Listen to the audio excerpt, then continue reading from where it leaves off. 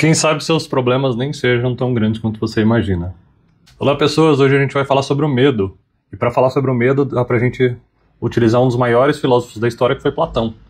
Platão é muito conhecido pelo mito da caverna, e a ideia do mito da caverna se aplica perfeitamente em relação ao medo.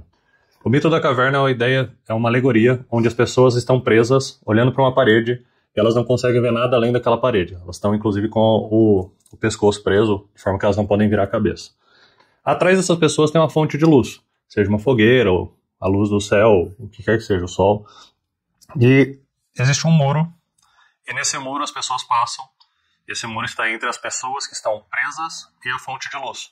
Nesse muro as pessoas passam e o muro oculta as pessoas, porém elas passam levando alguns objetos. E a sombra desses objetos é refletida na parede. Porém, como é uma sombra, ela é refletida não necessariamente da forma com que os objetos são. Seja pelo vento afetando a fonte de luz, seja pelo ângulo ou seja pela distância, os objetos aparecem nas suas sombras maiores, menores ou deformados.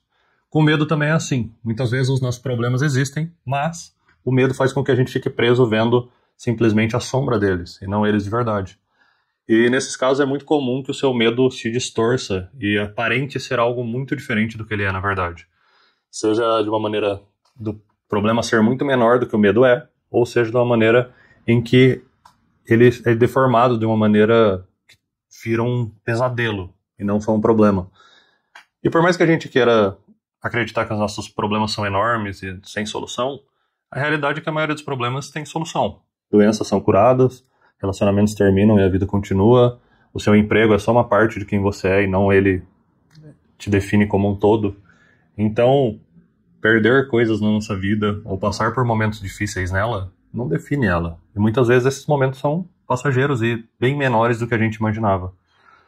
Então, que a gente possa usar essa lição de Platão, que não é sobre o medo. A lição do Platão, na verdade, ele fala sobre as pessoas que devem governar e sobre a sabedoria e a ignorância humana, mas deixa isso para outro dia.